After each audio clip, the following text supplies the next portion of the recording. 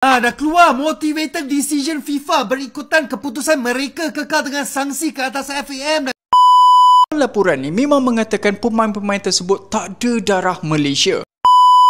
Antara lain, laporan itu mencadangkan FIFA menyiasat pentadbiran FAM secara menyeluruh dan hubungannya dengan ejen pemain berkenaan.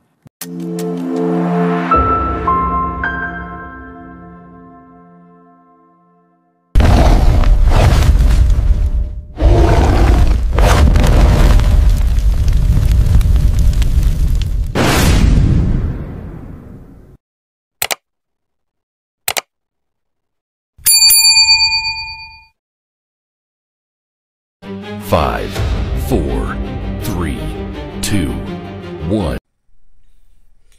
Assalamualaikum warahmatullahi wabarakatuh. Salam santun dan salam hormat dari saya. Dan tak lupa, salam akal sehat. Kembali hadir Harimau Agam Channel menemui seluruh rekan-rekan. Mudah-mudahan berada dalam keadaan sehat walafiat, dimurahkan rezeki, dilapangkan segala urusan. Amin amin ya rabbal alamin. Alhamdulillah, kita akan membahas satu topik hari ini tentang kasus penipuan yang akan dibongkar oleh FIFA. Penipuan yang dilakukan oleh pihak Malaysia. Kita masih belum tahu. Walaupun sebetulnya sudah ada gambaran. Sebab ini bukan karena kesalahan satu orang, tapi ini adalah jemaah. Ya, tidak akan mungkin satu orang itu akan berbuat begitu tanpa ada dukungan dari yang lainnya. Oke, kita saksikan dulu berita terbaru tentang FIM akan memeriksa FAM dan juga jabatan yang terkait. Nanti kita lampirkan juga dengan pendapat dari Menteri Malaysia yang mengatakan bahwasanya pengajuan untuk kewarganegaraan udah sesuai dengan prosedur. Disitulah kurangnya sinkronisasi, kurang sinkron antara aparatur yang ada di Malaides. Saksikan dulu berita terbaru dari FIFA.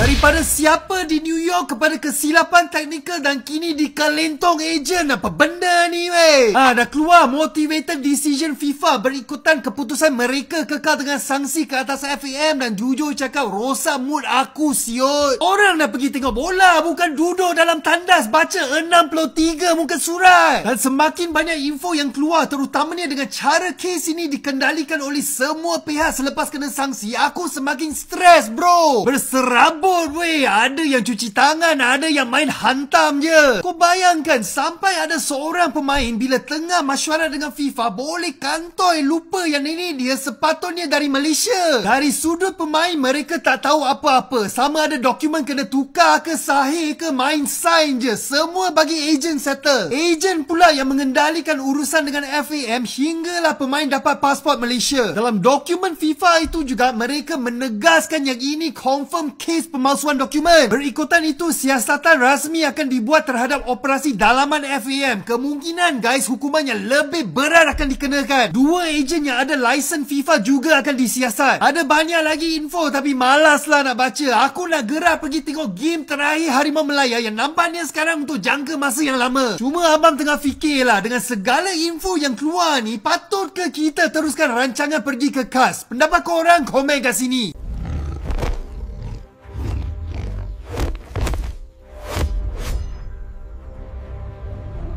FIFA dah keluarkan satu laporan ataupun motivated decision yang mengandungi 63 muka surat. Dalam laporan ni memang mengatakan pemain-pemain tersebut tak ada darah Malaysia. Kalau sebelum ni ada yang marah aku cakap buat pandai, ada yang cakap melalak. Bang, benda salah aku akan cakap salah lah, takkan aku nak cakap benda tu betul. Nak lagi teruk, FIFA arahkan komiti diorang untuk siasat FAM dan nak cari siapa dalam kes ini. Apa pandangan anda tentang berita mengejut ataupun dah terkejut sangat dah ni?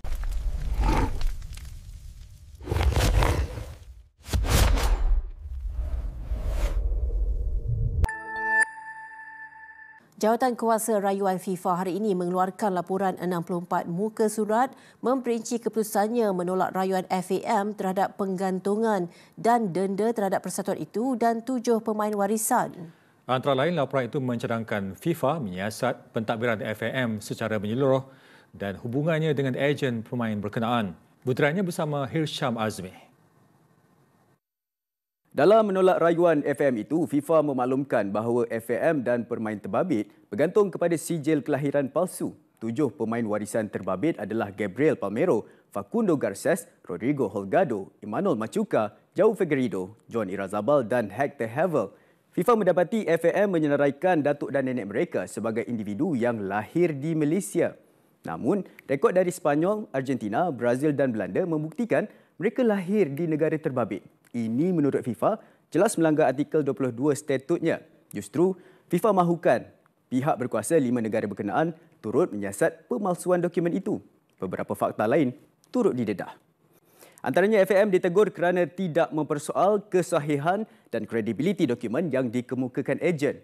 Badan induk itu juga menurut FIFA gagal melakukan semakan sewajarnya walaupun berulang kali diminta memberi penjelasan. FIFA juga mendapati walaupun FAM mengaku berlaku kekhilafan, namun sehingga sekarang ia gagal menamakan pihak atau individu bertanggungjawab. Kelemahan tabir urus ini menyebabkan Jawatan Kuasa Rayuan FIFA mencadangkan siasatan dibuat terhadap Ketua Pentadbiran FAM serta 2 ejen yang dinamakan dalam proses rayuan. September lalu, Jawatan Kuasa Tata Tertib FIFA mengenakan denda $350,000 terhadap FAM. Manakala 7 pemain berkenaan didenda $2,000 serta digantung daripada sukan itu selama 12 bulan. Dengan laporan bertulis FIFA itu, FAM kini mempunyai 21 hari untuk membuat rayuan terakhir kepada Mahkamah Timbang Tara Sukan di Switzerland.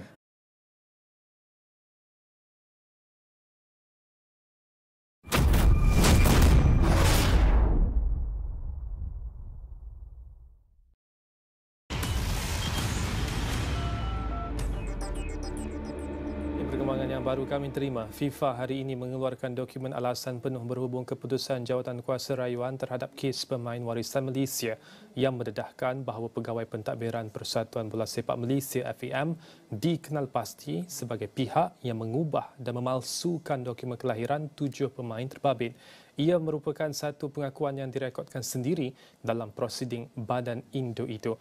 Dalam alasan bertulis setebal lebih 60 muka surat itu, FIFA menjelaskan bahawa FAM telah mengakui bahawa salinan sijil kelahiran yang dihantar ke FIFA adalah dokumen yang dipalsukan termasuk perubahan pada lokasi kelahiran datuk dan nenek pemain untuk mewujudkan hubungan keturunan dengan Malaysia. Rekod kelahiran sebenar yang diperoleh FIFA daripada Argentina, Brazil, Sepanyol dan Belanda membuktikan bahawa datuk dan nenek setiap pemain sebenarnya lahir di negara berkenaan masing-masing. Namun, dalam dokumen yang dikemukakan FAM, lokasi kelahiran mereka telah ditukar kepada tempat di Malaysia seperti Melaka Straits Settlements, Georgetown Straits Settlements dan Johor yang bercanggah sepenuhnya dengan rekod rasmi luar negara.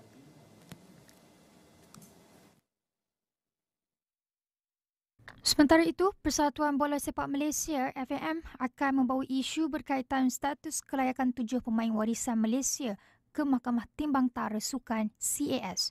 Dalam satu kenyataan, pemangku Presiden FAM, Datuk Muhammad Yusof Haji Mahadi berkata, langkah ini diambil bagi memastikan keadilan ditegakkan serta mempertahankan integriti proses kelayakan pemain seperti ditetapkan kerajaan dan badan berkaitan.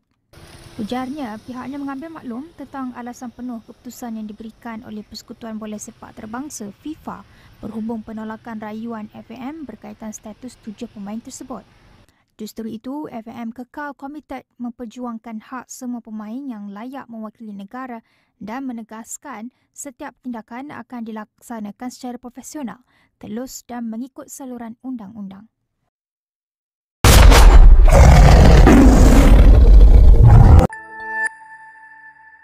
Keputusan bertulis atau motivated decision penolakan rayuan Persatuan Bola Sepak Malaysia FAM bersabit pemain warisan dikeluarkan Persekutuan Bola Sepak Antarabangsa FIFA. Dokumen itu memperincikan butiran proses siasatan dan pendengaran dengan Badan Induk Dunia itu turut mengarahkan FAM melakukan 2 siasatan dalaman lanjut penting. Keputusan bertulis atau motivated decision yang ditunggu-tunggu itu bukan sahaja menyatakan menolak permohonan rayuan yang dikemukakan FAM, malah mengarah tindakan siasatan rasmi ke atas operasi dalaman FAM. Ini bagi mengenal pasti dalang bertanggungjawab di atas dakwaan kesalahan pemalsuan dokumen yang dilakukan. Selain itu, jawatankuasa turut meminta satu siasatan berasingan berkenaan penggunaan pemain tidak layak dalam 3 perlawanan persahabatan yang dirujuk dalam prosiding. Banyak fakta, hujah serta kenyataan saksi sepanjang proses siasatan turut terkandung dalam dokumen setebal 64 muka surat itu. Dengan pemakluman ini, FAM mempunyai 21 hari untuk membawa proses berikutnya kepada Mahkamah Timbang Tara Sukan CAS. Persatuan Bola Sepak Malaysia FAM dalam pada itu memaklumkan sudah menerima keputusan bertulis motivated decision yang dikeluarkan Jawatankuasa Rayuan Persekutuan Bola Sepak Antarabangsa FIFA. Menerusi kenyataan pemangku Presiden Datuk Muhammad Yusof Mahadi, FAM akan memulakan proses berikutnya berhubung penolakan rayuan berkaitan status kelayakan 7 pemain warisan. Pihaknya menegaskan mahu terus memperjuangkan hak semua pemain yang layak dan mengambil tindakan secara profesional mengikut saluran betul. Justru Mahkamah Timbang Tara Sukan CAS adalah langkah undang-undang sewajarnya demi mendapat keadilan dan mempertahan integriti proses-proses yang dijalankan di Malaysia.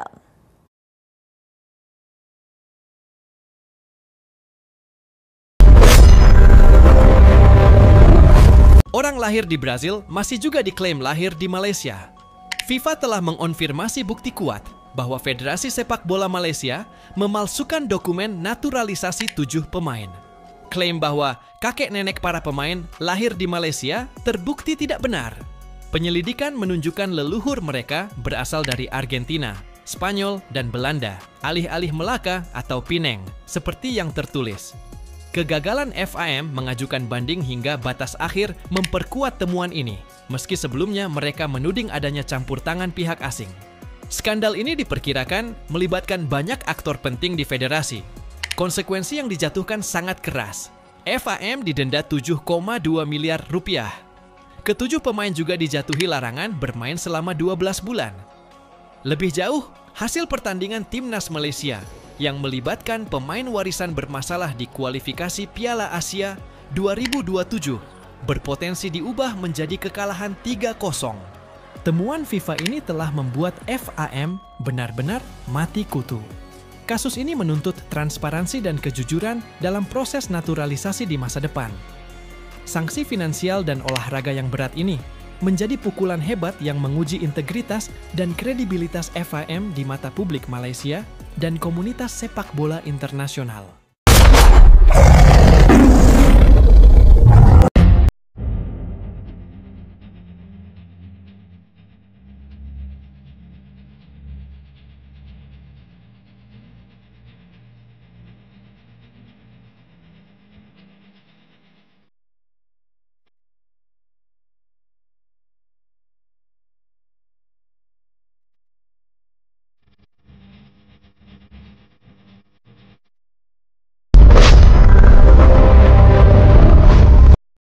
Status sebenar Rob Friend dalam projek skuad kebangsaan Malaysia menimbulkan kekeliruan selepas Persekutuan Bola Sepak Antarabangsa FIFA mendedahkan beliau hanyalah seorang konsultan dan bukannya ketua pegawai eksekutif CEO Harimau Malaya. Menurut alasan yang bertulis penuh setebal 64 muka surat dikeluarkan Jawatankuasa Rayuan FIFA pada Selasa, Friend yang dipanggil memberi keterangan mengesahkan peranannya sebagai perunding skuad kebangsaan. Malah menurutnya beliau menetap di Kanada dan hanya hadir ke Malaysia semasa perlawanan yang membabitkan pasukan negara. Friend menjelaskan beliau berperanan sebagai perunding kepada FAM, berpusat di Kanada dan melakukan perjalanan ke Malaysia pada hari perlawanan sahaja. Tugasnya adalah membantu projek berkenaan khususnya dari segi penambahbaikan kejurulatihan dan staf teknikal. Semua proses berkaitan naturalisasi pemain diuruskan sepenuhnya FAM, manakala dirinya hanya membantu prosiding tersebut sejak ia dibuka pada 22 Ogos lalu. Memetik perenggan 79 di muka surat 23, beliau juga menyatakan tidak mengetahui sebarang salah laku dan tidak terlibat dalam mana-mana proses sebelum tarikh tersebut. Pendedahan ini nyata mengejutkan jutaan peminat bola sepak tempatan yang sebelum ini percaya Fran memegang jawatan CEO Harimau Melaya seperti yang diumumkan FAM awal tahun ini. Sebelum ini dalam beberapa temu bual bersama media, Fran sendiri mengakui menguruskan pasukan negara dengan dibantu bekas CEO Kuala Lumpur City FC Stanley Bernard sebagai timbalan CEO skuad kebangsaan.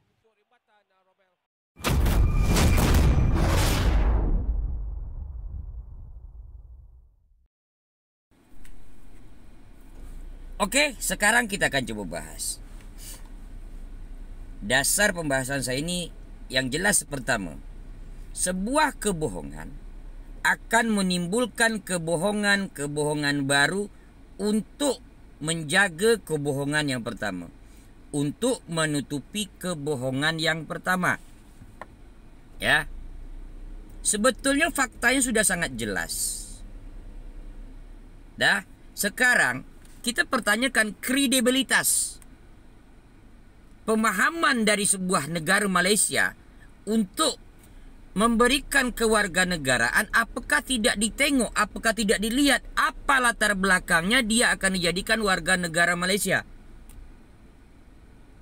Jika melihat dan merujuk dari keterangan dari Kementerian Dalam Negeri Malaysia, dalam ini menterinya nanti kita saksikan videonya. Sepertinya kementerian tidak faham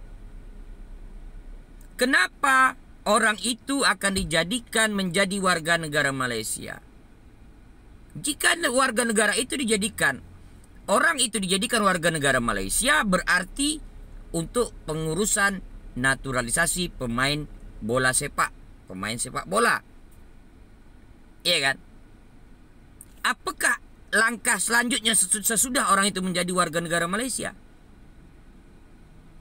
Apakah ada aturan-aturan lainnya? Jadi yang jadi tanda tanya, bagaimana pemahaman mereka tentang proses naturalisasi?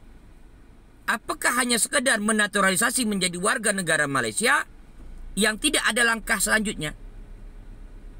Ini adalah dua aturan yang harus disinkronkan. Pemahaman yang itu yang sepertinya tidak difahami oleh orang-orang di Malaysia. Kita saksikan dulu bagaimana komentar Menteri Malaysia yang menyatakan bahwasanya sudah sesuai dengan apa yang ada di Malaysia. Kita saksikan dulu videonya. Dalam permohonan perkara 19, CJ lahir Datuk Denik tak jadi pun satu keperluan. Itu perkara tentang warga negara, tak ada langsung. Tak ada. Dalam perkara 19 Pelbagai Persekutuan dan dalam kaedah warga negara 1964, apakah pemohon warga asing tu perlu ada maklumat CJ lahir Datuk Nenek? Tak ada. Dia tak ada syarat yang tu. Perkara ini timbul apabila peraturan FIFA kata kalau nak bermain dia kena patuh 1 daripada 4 untuk istilahnya pemain warisan lah.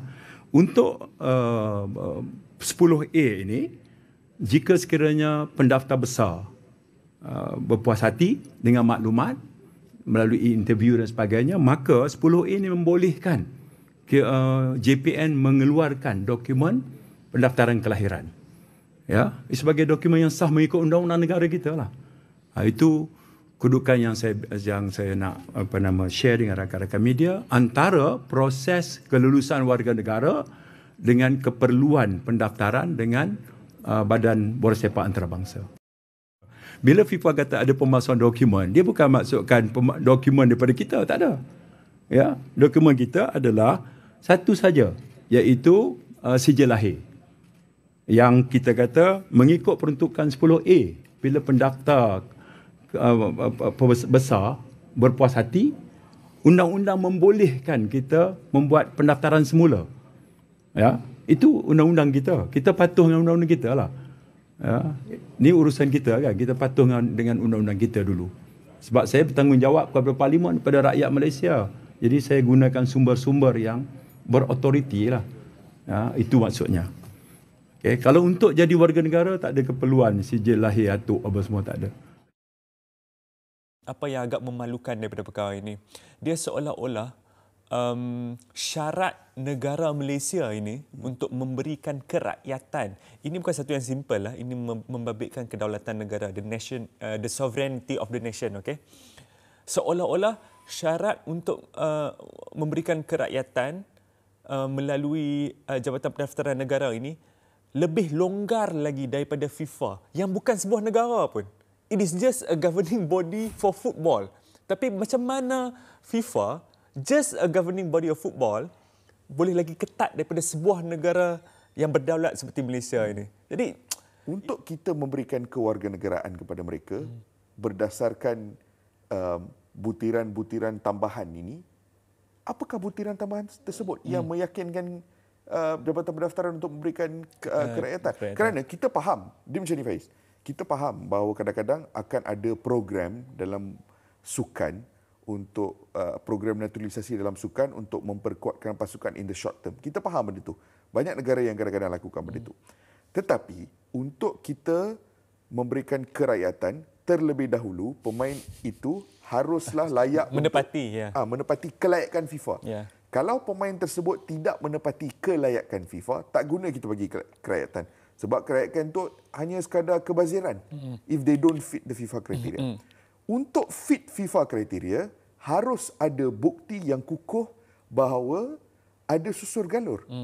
Dan setakat ini, kita masih tidak tahu apa lagi bukti yang kukuh tersebut. Kerana kalau kita gunakan argumen yang seringkali digunakan di parlimen setakat ini adalah ada gunakan kuasa budi bicara. Prerogatif. Tapi budi bicara tu tak mengambil kira undang-undang FIFA. FIFA tak kira. Contoh, kalau kita ambil pemain Arsenal, Ethan Nwaneri yang belum bermain untuk England setakat ini, dan kita bagi kewarganegaraan kepada dia atas dasar budi bicara. Right? Budi bicara, dia boleh contribute bola sepak Malaysia, kita bagi dia kerakyatan hari ini. Tetapi esok dia tak boleh main. Dia tetap tak boleh main untuk Malaysia. Dia masih kena tunggu 5 tahun. Rule dia simple. Kalau ada susur galur, yes, esok boleh main. Kalau tak ada susur galur, 5 tahun kena menetap di negara dan bermain di situ dulu. Clear daripada FIFA. So kalau kita gunakan budi bicara tanpa ada susur galur, then what's the point? Merujuk kepada budi bicara daripada Yang Amat Berhormat Menteri KDN juga, seperti yang beliau sendiri beritahu di dalam parlimen, itu juga menimbulkan beberapa persepsi dan persoalan lain, Kish. Kerana kalau dokumen ini memuaskan hati Jabatan Pendaftaran Negara untuk memberikan ketujuh-tujuh pemain ini kerakyatan, kenapa perlu kuasa prerogatif menteri lagi? Betul. Kan? Sepatutnya dah tak perlu kuasa prerogatif menteri. Kan? What's the need behind it? Jadi seperti yang anda cakap tadi, sekarang ni lebih banyak timbul persoalan. Dan mungkin FIFA sendiri akan dengan motivated decision yang di-request oleh FAM untuk selepas ini sebelum mereka ke CAS. Kan?